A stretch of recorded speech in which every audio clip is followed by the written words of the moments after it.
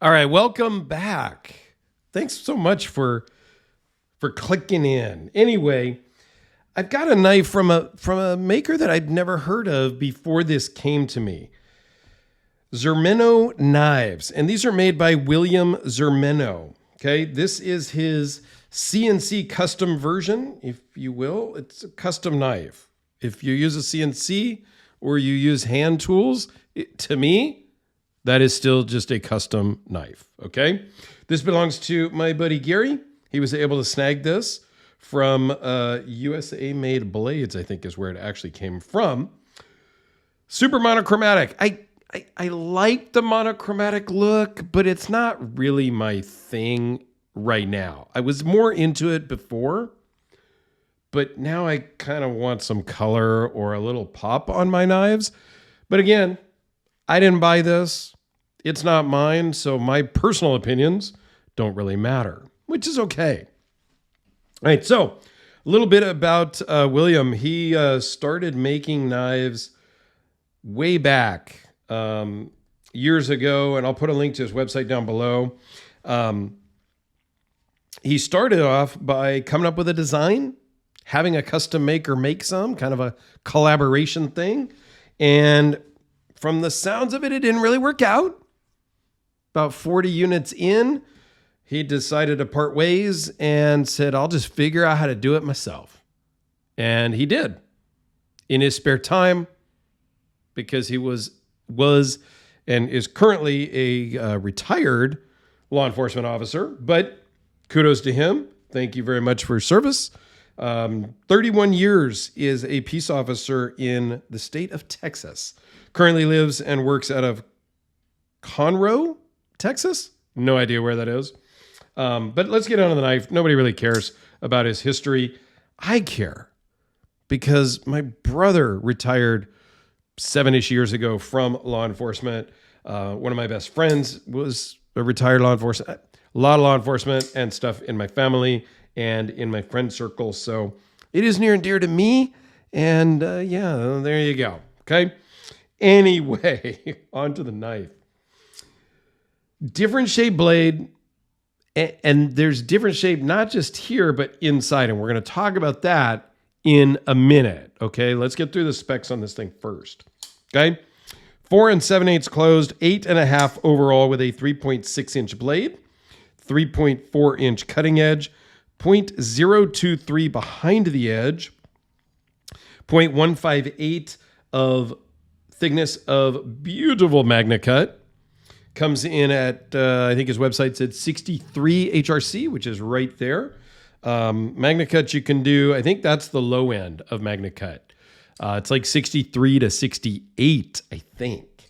Don't quote me on that. Whereas your typical knives are in that 59 to 61 range.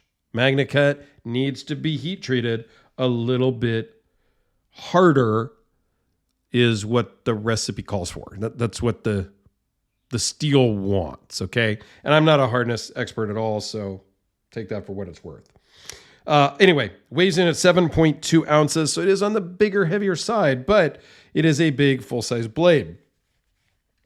Runs on bearings and is 0.486 in thickness. Titanium pocket clip. Nice stonewashed, kind of a tumbled stonewash mirror finish. It's got a very cool finish. The whole knife is finished out very well. The fit and the finish is very nice. I mentioned in my unboxing, I really like the chamfering of the thumb hole. Now, somebody made a comment that they like the harder edges on a thumb hole so that your thumb doesn't slip out. And that's a valid point. I have not had that happen with this, but I do understand the sentiment of that. Okay? So take that for what it's worth. All right, so you can see on the actual edge, I don't know if it's going to show up, but it's not super uniform. You can see a little bit of differences here on the actual grind. So I don't know that that's necessarily a problem, but You can see here, it's a little bit thinner there, a little bit thicker here. Up towards the front, you can see some different coloring just because of the way it was kind of sharpened. I don't sharpen my knives. It's a little more apparent on this side, maybe. It's in the right lighting. It just caught my attention and it caught my eye as I was doing the unboxing and stuff. So I thought I would just mention it. But I love the finish. The stonewashing is great. Steel lock bar insert and an over travel stop, so you can't open it any farther than that and possibly bend it out, weakening the lock. All in all, really nice. These run about $495 on his website, and there is one available right now. There may be more available. It says low supply, low stock, or whatever the word is that he uses. Okay, so let me zoom out here. And one thing that's interesting about this, and I don't know if it's an intended design or if just how it so happened. You know what I mean? So when you unlock it, you come up right against the detemp ball. No problem. Always takes a little oomph to get it past the detemp ball. And then it should close all the way. It just fell off the detemp ball.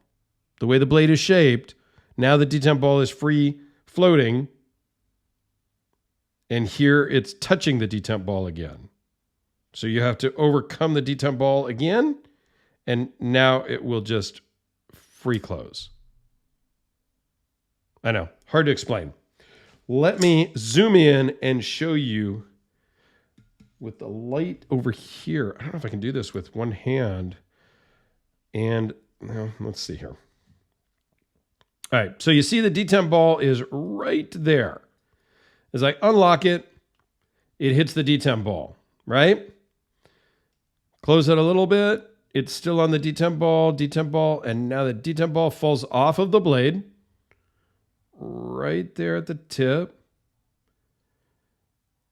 And it's free, just the pivot, and now it's hit the detemp ball again. Overcome that, which is easy to overcome, much easier than the first detent. And then it's going to close. Now, what does that mean? It means that when you're closing it, it's an odd feeling in your hand. And if I zoom back out, if you go to close it and you just go to let it drop, sometimes it will drop through that second detent engagement. Other times it just kind of stops. So it's almost like it's got a half stop. You're going to sit there all day because the lock bar and the detent. Got to give it a little shake. Okay. I've got the Kaiser Huntsman here because it doesn't have a flipper tab. So I figured I can show this one a little bit easier what every other knife I've ever owned has. Again, you can, where's the detemp ball? The detemp ball is inside a little deeper. I hit it once and the detemp ball is now hidden because it's contacting the blade the entire time of closing. So what does that mean? I don't know. It doesn't mean anything necessarily. It's just strictly an observation. This thing is crazy sharp, has a really big belly there. This would be a good, from what I understand, again, I'm not a hunter, good skinning knife. I think Gary is really going to like this based on having seen most all of Gary's collection over the last 4 years of this channel. He has been a ginormous, amazing supporter of the channel. You can reverse flick it if you so choose. For me, that's odd. You have to kind of get your finger in just the right spot. You might be able to index finger it, but I'm not that nimble with my fingers. I like it. I'm not going to rush out and buy one because it's just not really my style. This is number 66. That's the numbering there. I think it's a cool knife. So let me give you a couple of size comparisons. Since I pulled the Kaiser Huntsman out, I'll show you that one. I'll show you a Sharpie, which everybody does know about. And how about another custom, the RJ Martin Q36SS. I'm trying to think if I had another CNC custom here. I don't think I do. Do I even own a CNC Custom? I don't know that I do. Like what they're calling a true CNC Custom, I don't think I do. Which is fine. It's all good. There you go, guys. Let me know. Have you heard of them? And I don't even think I mentioned, this is the TYR MAC model. And what all that means, I don't really know. But it's the TYR from Zermeno Knives. Thanks a lot, guys. Let me know. Have you heard of them? Do you own one? What's your thoughts?